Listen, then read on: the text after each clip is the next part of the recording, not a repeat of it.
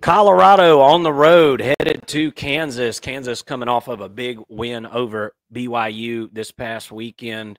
Kansas is a 2.5-point dog at home. The over-under set at 59.5 for this one, going down at 3:30 Eastern time.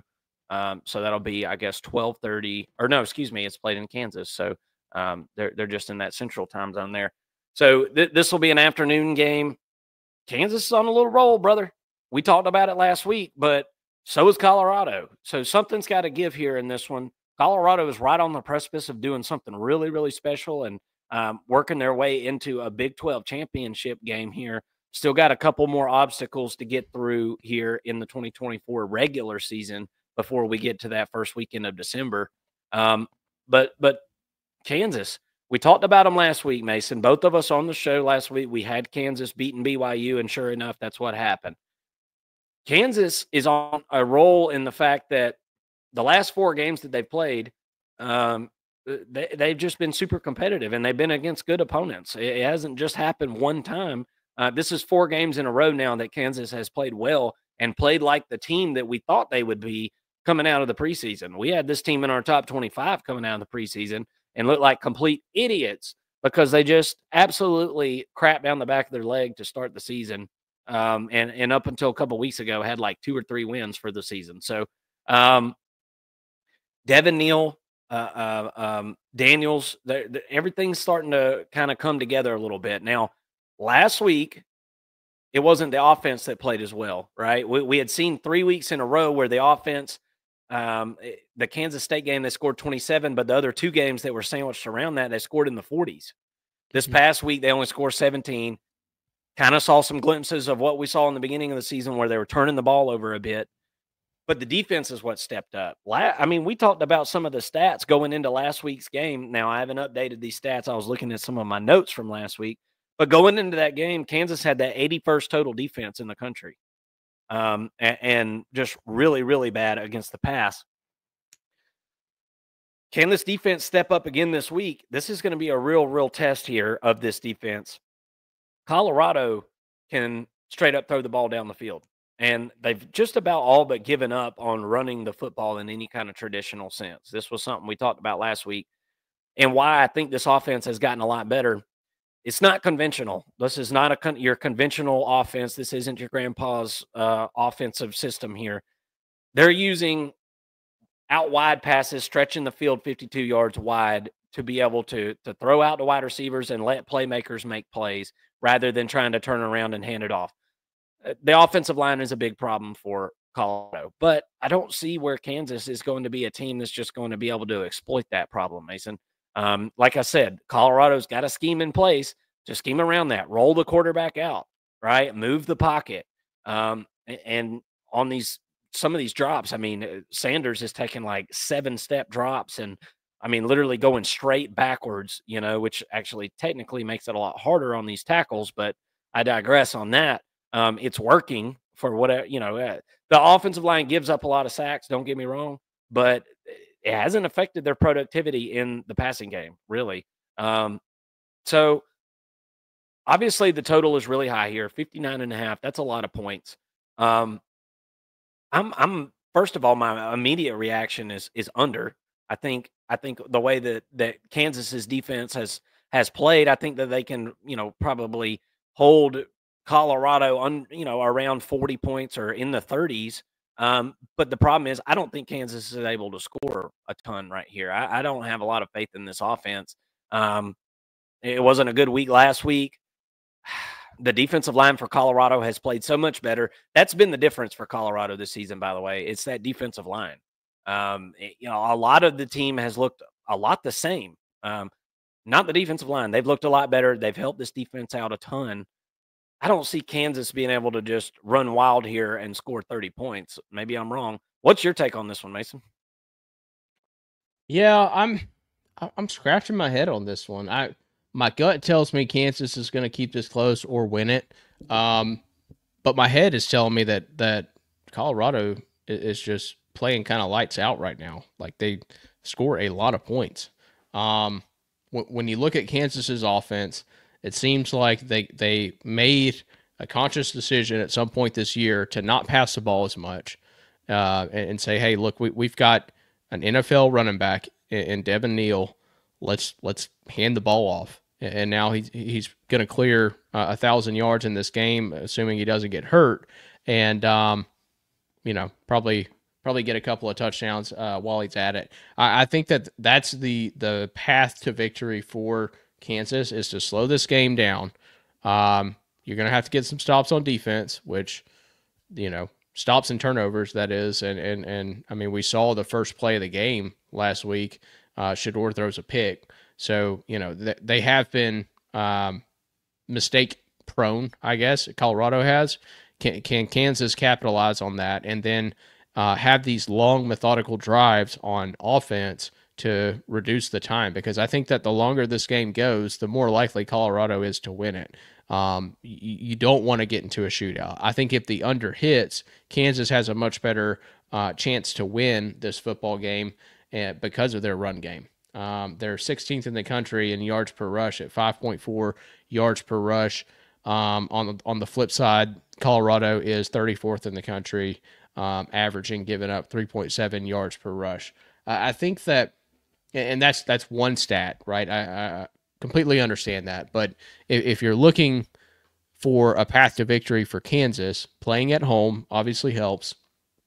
But to me, for their offense to have success, you need Devin Neal above 150 yards in this game, or in some capacity. Maybe Jalen Daniels is running for 70 yards in this football game.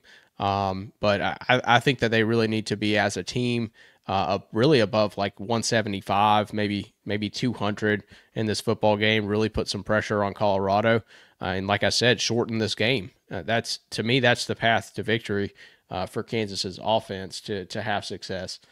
On the flip side, you look at Colorado's offense, and boy, they pass the ball really well. Mm-hmm. Shedeur second in the country, completing 72.2% of his passes. They're averaging 322 yards per game in the air. That's good for 7th in the country. Kansas has been a very balanced defense across the board. They're middle of the pack in the Big 12, but the past few games they've been playing better. And I think that's kind of what worries me about Kansas's defense, is the sample size here recently is much smaller in relative to how they're performing, which is much greater than they were initially. Kansas is 25th in the country in interceptions. Can they get one here? Right? Can they get a few here? Can they win the turnover margin? I think that Colorado is a much better team than Kansas right now. I really do. The fact that Vegas has this at what is it, a 2.5 point margin of victory, leaning towards Colorado, makes me worry a little bit. I think that they're kind of sniffing an upset out. Which tells me to stay away from this, because I'm seeing Colorado as a much better team and that's playing really good football right now. The trend is, but the trend is up for both of these teams. Like, both of these teams over the past 4 weeks are playing much better football than they were the previous weeks. So how do you rate that? It's tough, but I like Colorado's offense in this game. I think that they do win. I think that they cover the 3 points, 2.5 points, whatever. But I'm not rushing to bet this because the line is just too tricky for me. I think Vegas knows something. And then with the over-under, it's kind of the same thing. I feel, my gut tells me it's going to be under 59.5, but the fact that it's so high and Vegas feels confident with that number leads me to believe that this game's going to be at least in the 60s.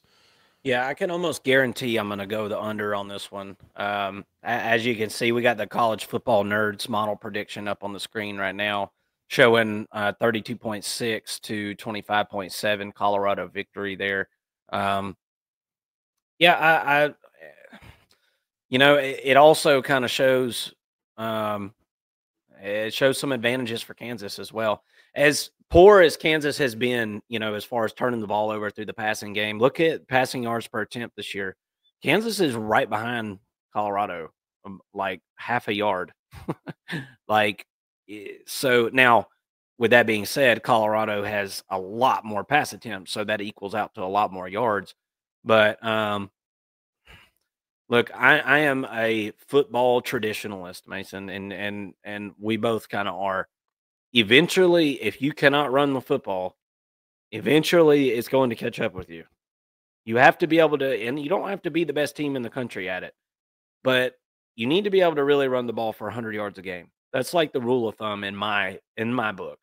100 yards a game has got to be the minimum for a college football team. The minimum goal. Colorado is not good at doing that. Kansas has got an advantage here to keep this thing closer than what people think because they do have a run game and they do have an NFL running back in Devin Neal.